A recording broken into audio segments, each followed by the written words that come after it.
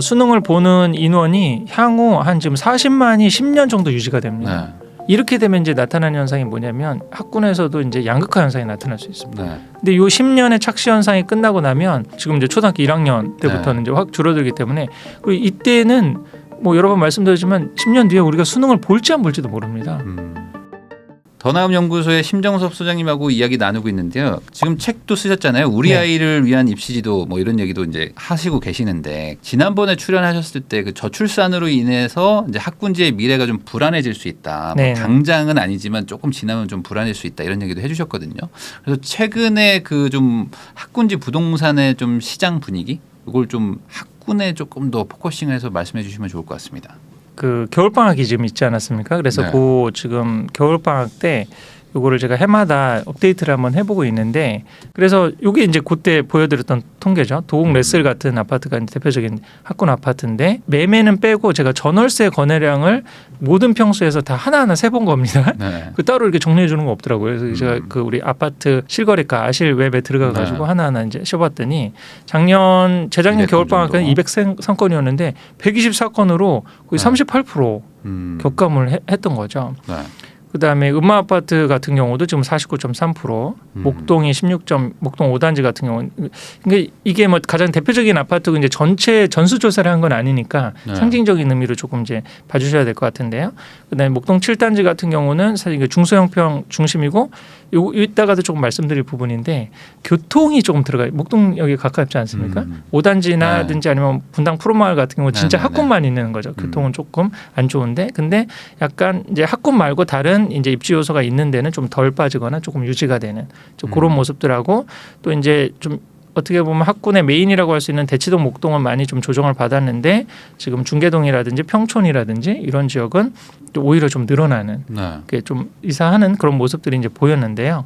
네. 올해 이제 좀 정리를 해보니까 작년에 도곡 레슬 같은 경우는 뭐 수량으로 해서 38% 빠졌는데 올해 다시 29% 올라가는 네. 거래량이 좀 회복되는 좀 모습이 보이고 음마 아파트도 지금 55% 늘어나면서 많이 회복되는 모습이 네. 보였거든요. 근데 여기서 하나 인상적인 게 회복돼도 그 재작년에는 203건이었는데 회복된 게 160건으로 한 78% 정도 수준. 네. 근데 이게 굉장히 조금 의미가 있거든요.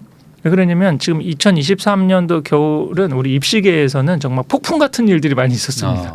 의대 정원을 2,000명이나 그러니까요. 늘린다. 이건 네. 진짜 난리가 나는 특히 문제거든요. 대치동 같은 데서는 엄청 그렇죠. 지금 다 이제 의대 가려면 거의 대치동에 있는 모학원을 다녀야 되고 대치동에서부터 6년을 거의 트레이닝 되면 이제 좋다. 지금 정시가 40% 상위권 대학 늘어난 가운데 수능이 굉장히 중요해졌거든요. 네. 그래서 수능 경쟁력을 가질 수 있는 수능형의 문제를 만들어주고 그런 컨텐츠를 계속 애들한테 반복해서 풀리고 뭐 할 수 있는 내신 문제가 아니라 수능 경쟁력이 있는 학군이 이제 진짜 1급 학군이라고 할 수 있는데 그 전국에서 수능 경쟁력이 있는 학원가가 대치동, 목동, 대구, 수성 정도거든요.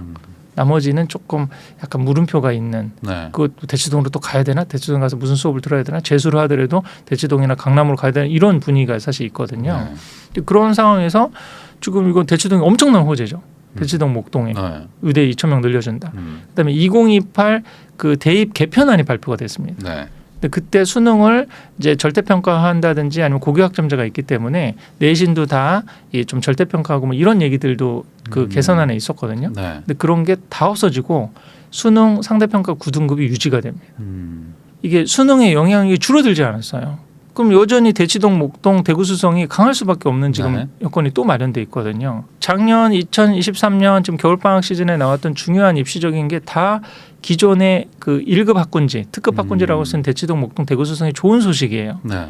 좋은 소식인데 그러면 이론적으로 보면 더 늘어야 되죠. 재작년에 비해서. 네. 이때는 좋은 소식이 있지 않았어요. 그런 입시 호재가 있었던 데는 아니거든요. 입시 호재가 있으면은 막 늘 것 같은데 이게 이제 언론 보도나 아니면 심리적인 거랑 다르다는 거죠. 네. 이러니까 대치동 목동으로 막 더 많이 몰리고 막 그럴 것 같지라고 생각하지만 현실은 막상 이렇게 로 데이터를 보거나 보면은 오기는 오는데 회복은 되죠. 그 이전에 이제 이사 못 오셨던 분들이 아 이제는 이제 가야지 어느 정도 회복됐으니까 그리고 이제 오실 수 있는데 그 수요가 재작년의 수요를 따라가는 정도는 아니다. 그럼 이렇게 네. 수요 회복이 뭐 재작년보다는 뭐 낮다면 이거를 네. 어떻게 해석을 하는 게 맞는 건가요? 그러니까 그 부분이 굉장히 중요한 대목이죠. 그리고 다른 데서는 사실은 이제 그 정도까지는 좀 얘기하기 힘든 부분인데 결국은 학군도 질적으로 조금씩 변화가 되고 있다. 그 이전에 그런 언론이나 이런 거 보고 그럼 뭐 대치동 가면 큰일 나겠네. 무조건 대치동 가야지라고 하는 그런 맹목적이고 심리적인 어떤 학군 이사 수요가 있었다라고 그러면 네. 지금은 조금씩 냉정과 이성을 찾아가는 학부모님들이 늘어나신 거죠. 지금 여전히 금리 안 좋잖아. 네. 여전히 뭐 집값 비싸고 그런데 그리고 우리 애가 거기 가서 잘한다는 보장이 있나? 대치동 목동 가서?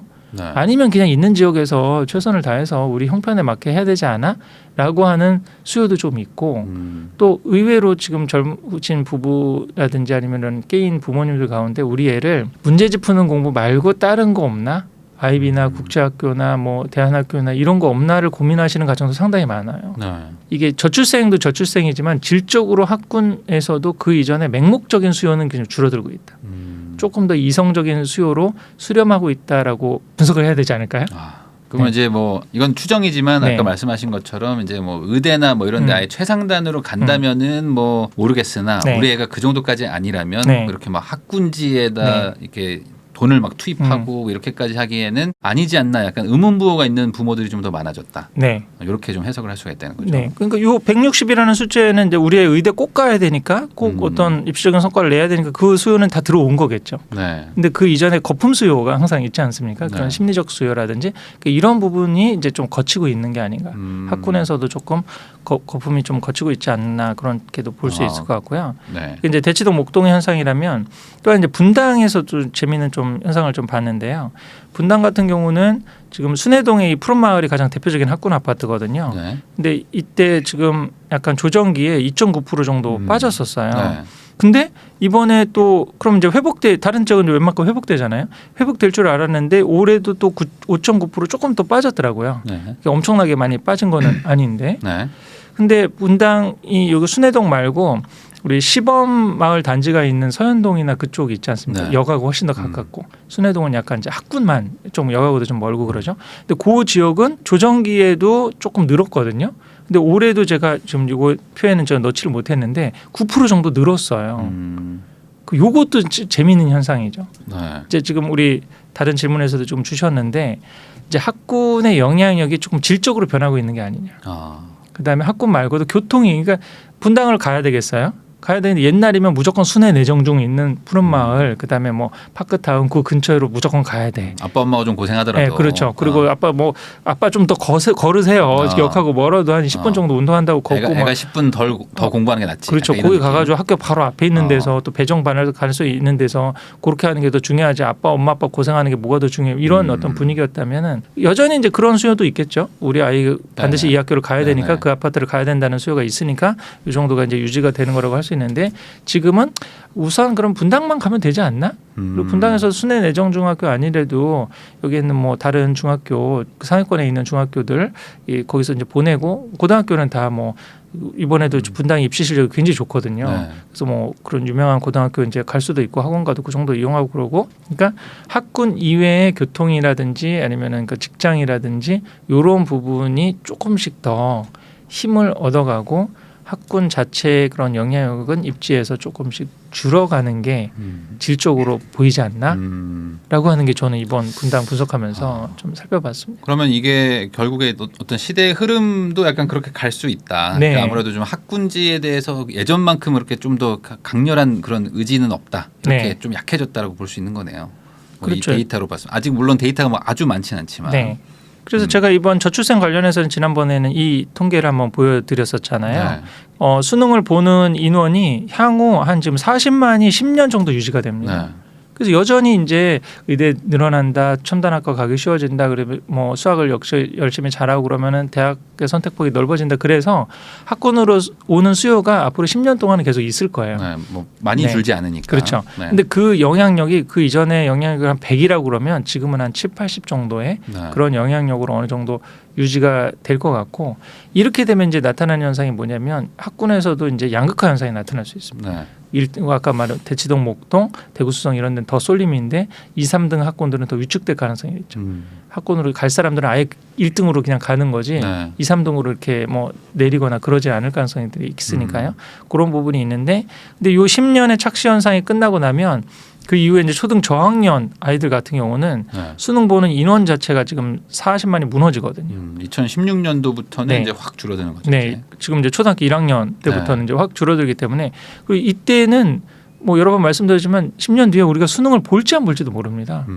그리고 해마다 지금 거의 한 3, 4년마다 이렇게 입시 제도가 좀 바뀌고 그러는데 지금 어떤 뭐 정권이라든지 뭐 이런 교육 정책이 바뀌는 거에 따라서 어떻게 될 수도 좀 모르는 상황이고 그때는 대학만 사실 우리 가서 30위권 대학을 가는 것도 훨씬 더 쉬워지는 거죠. 지금은 그렇죠. 상위 한 10에서 15% 갔다면 지금은 한 30에서 40% 이런 아이들 다 갈 수 있는 상황이니까 어느 정도 좀 공부만 하면 좀 갈 수 있는 지금 상황이어서 이게 굳이 막 사교육비를 많이 쓰고 이런 아이들을 이렇게 문제집 푸는 공부를 힘들게 할 필요가 없거든요. 네. 지금 근데 이제 위에 선배들이 아니면 형 누나들이 지금도 이렇게 봐봐 이렇게 열심히 공부했는데도 지금 뭐 인서울대학이 안 돼 이렇게 힘들어 그러니까 너는 미리미리 해야 돼 이런 부분들이 계속 지금 영향을 갖고 이렇게 그런 목소리가 커지면 밑에 애들도 힘들어지는 거죠 사실. 그럼 아까 말씀하신 대로 뭔가 대안을 찾거나 뭐 굳이 이렇게 문제집 푸는 교육을 해야 되나라는 거에 회의감이 있는 부모들은 요즘에 뭐 어떤 거를 좀 보고 있나요?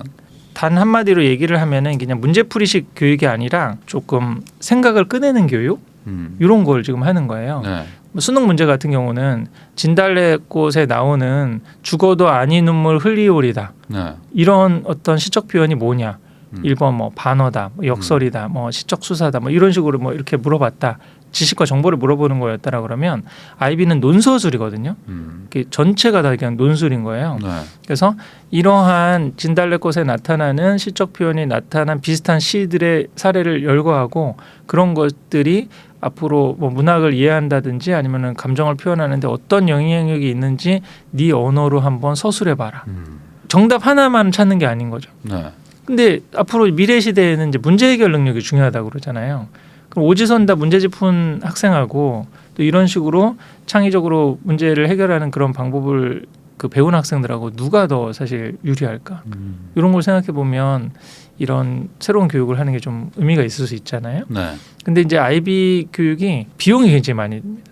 선생님들을 다 교육을 시켜야 되고 그런 교육을 할 수 있는 그다음에 여러 가지 그런 학교에서 준비를 하고 막 그래야 되니까 전 세계적으로는 아이비가 공교육 차원보다는 주로 그 명문 사립 학교들 네. 그 뭐 영미권에 한 3만 불, 4만 불 정도 되는 우리나라에서도 지금 아이비를 채택하고 있는 학교가 송도에 있는 체드윅이라는 국제학교 있죠. 네. 제주도의 NLCS라고 여기는 외국에 살다 오지 않아도 그냥 내국인이어도 본인이 원하면 갈 수 있는 그런 국제학교예요. 그런 송도라든지 제주를 이제 국제도시로 유치한다는 뭐 명목하에서 이제 허가를 내준 거잖아요. 그렇게 해서 이 학교가 아이비를 하는 학교들이거든요. 근데 한 3만 불, 4만 불 정도의 학비가 필요한 거예요. 네. 근데 이런 교육을 우리나라 좀 교육적인 다양성 사원에서 공교육에도 도입하자라고 그래서 대구하고 제주도가 도입을 했습니다. 네. 다른 학군지 가운데 요즘 흥미로운 학군지 중에 하나가 아이비 학군이라는 게 좀 생기고 있어요. 아 이제 예. 약간씩. 예.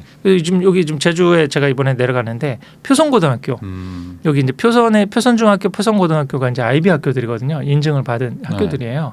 올해 이제 입시 결과도 나왔는데 입시 실적도 그렇게 나쁘지가 않습니다. 지금 서울대, 연세대, 고려대, 성균관대, 이화여대, 중앙대, 외대 해서 수시로 10명. 네. 여기는 수능을 볼 수가 없거든요. 아이비 종합시험하고 수능 시험 날짜가 겹쳐요. 네. 수능을 따로 준비하지 않고 아이비에서 공부했던 걸 바탕으로 해서 학생부 종합 전형으로 했는데 어느 정도 입시 성과도 내고 그다음에 또 이 유니스트, 디지스트라고 카이스트 같은 과학 특성화 대학 있죠. 네네. 여기는 수능 점수보다는 그런 학생부 종합 전형 아이가 어떻게 공부했나 요것만 갖고 수시로 뽑아주거든요. 네. 근데 거기서도 인정할 정도의 어떤 합격자도 지금 나온 그러니까 입시 결과 뭐 아이비를 하면은 입시 경쟁력이 없지 않을까 이게 가장 큰 염려였거든요. 어느 정도 학생부 종합 전형을 해서 갈 수 있는 것도 있고 아이비 디플로마 점수라는 게 있어요. 네. 아이비 최종 점수 해가지고 나오는 건데 45점 만점이거든요. 45점 만점 가운데 43점 이상이면 옥스포드, 캠브리지를 갈 수 있는 점수입니다. 그리고 한 38점대 이상이면 미국의 아이비 리그를 네. 갈 수 있는 점수예요. 근데 우리나라에서도 지금 이 아이비 점수를 이용해 가지고 입학 사정을 하는 전형 분야가 있거든요. 재외국민 특례 입시라고 외국에서 살다 와서 외국에서 있는 네네. 국제학교 다녔던 친구들 있잖아요. 근데 그걸로 해서 우리나라 그 연고대 이상을 가려면 아이비 43점 이상이 거의 옥스포드 레벨. 옥스포드보다 어렵네요. 옥스포드보다 서울대 의대라든지 뭐 12년 네. 특례 같은 그런 분야인데 네. 그런 분야는 거의 뭐 만점에 가깝게 거의 나와야 돼. 그러니까 음. 우리나라 대학 가는 게 사실 굉장히 어렵습니다. 이게 외국 대학 가는 옥스포드보다 것보다. 어렵구나. 이게 만약 뭐 그렇게 단적으로 그렇게 네. 얘기할 수는 없겠지만 이제 그런 모습은 나타난다는 거죠. 하여간 좀 교육적 다양성을 하는. 근데 이게 비용이 많이 드는 그런 어떤 교육이라고 할 수 있는데 공교육에서 해주니까 네. 그러면 이 아이비 초등학교, 중학교, 고등학교를 갈 수 있는 지역이 어딘가 이런 지금 제주 표선이라든지 아니면 대구에도 있거든요. 네. 경북대 사대부고 여기 경북대 사대부고 사대부중, 사대부초 여기가 네. 다 그 아이비거든요. 대구에서는 또 교육청 차원에서 굉장히 열심히 아이비 학교를 막 늘리고 막 이러려고 그러는 노력들을 하고 있어요. 근데 대구 수성은 또 굉장히 입시로 강적이죠. 네. 그 양극단이 약간 있어요. 입시의 정반대에 좀 창의 중심의 어떤 교육을 하려고 그러는 시도도 있고 입시 중심적인 그런 것들이 있어서 요즘에는 이제 제주도에 내려가시는 가정도 있어요. 아 이것 때문에요? 네.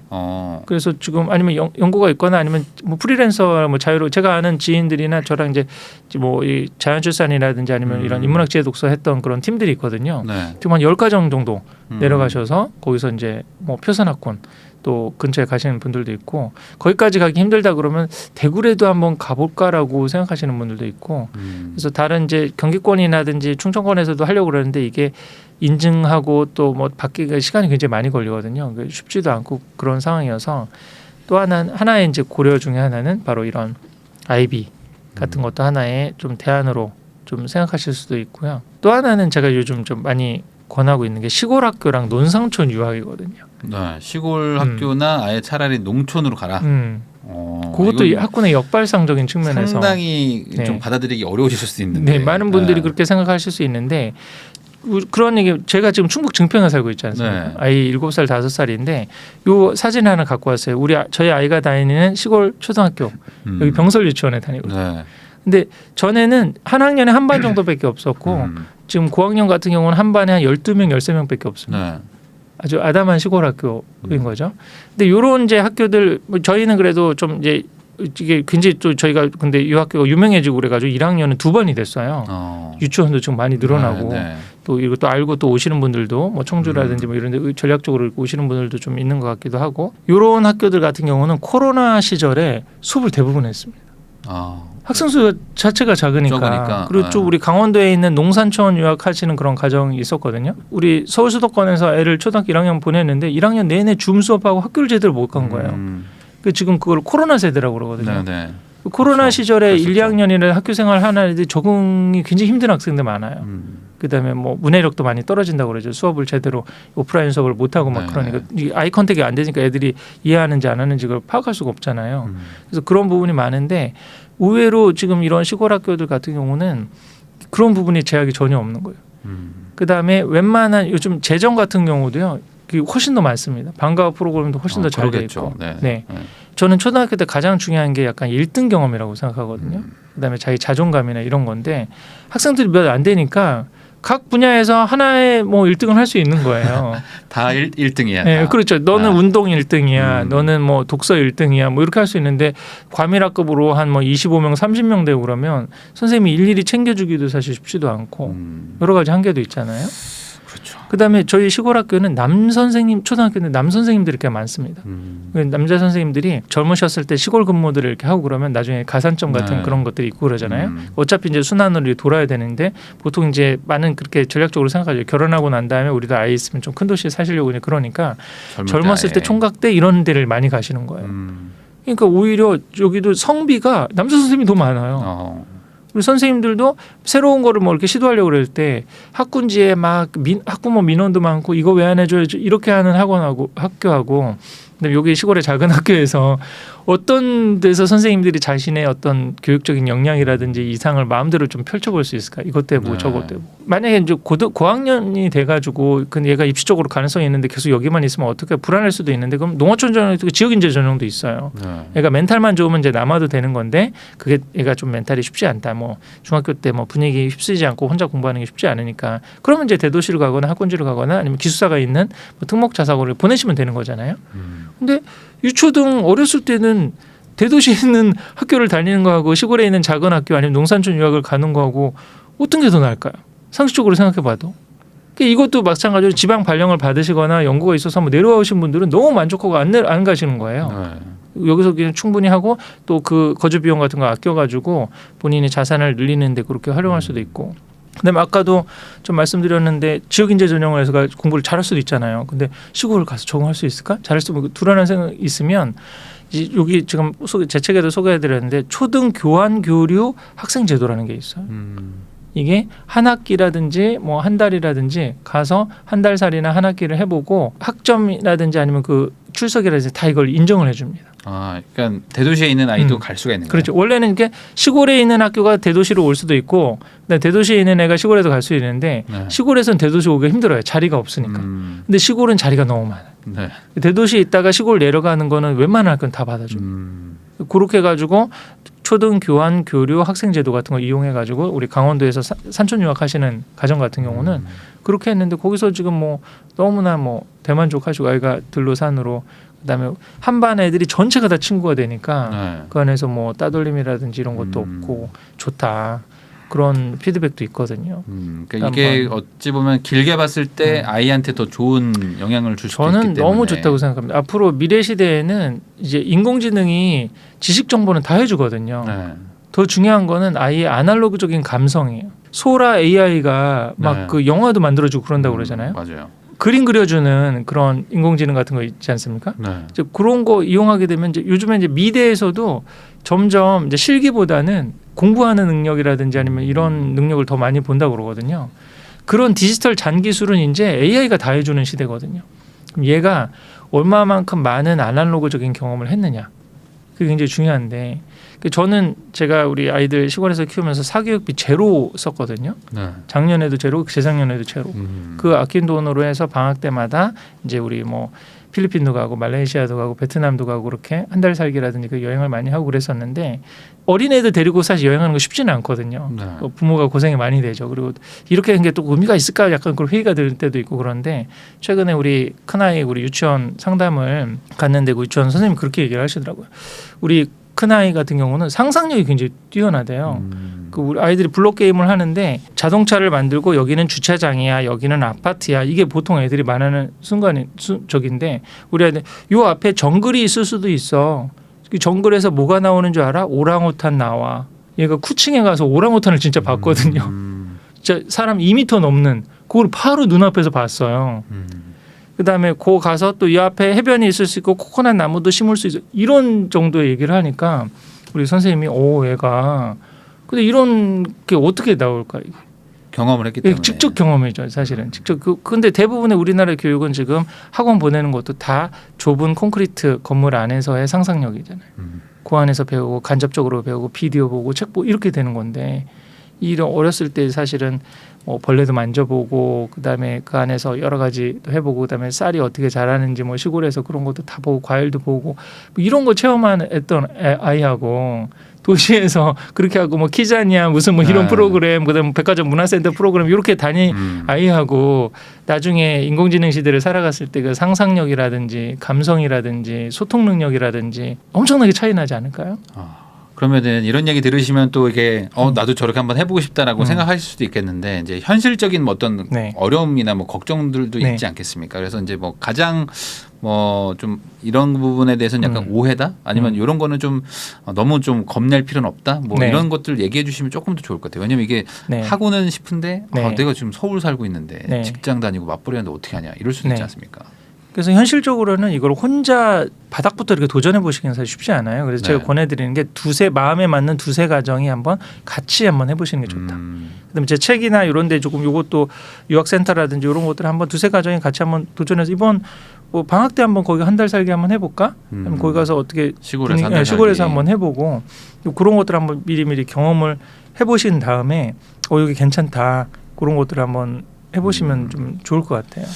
그래서 혼자 하기는 쉽지가 않으니까 공동체를 좀 이루셔서 두세 아무래도. 가정이 같이 한번 도전을 해보시면 훨씬 더 가능성이 있지 않을까 싶습니다. 아이한테도 새로운 어떤 그런 환경이지만 사실 부모한테도 새로운 네. 환경에 적응을 해야 되는 문제도 있기 때문에 그런 것들 한번 마음 맞는 사람들끼리 해보면은 좋지 않을까 이런 얘기 해주셨습니다.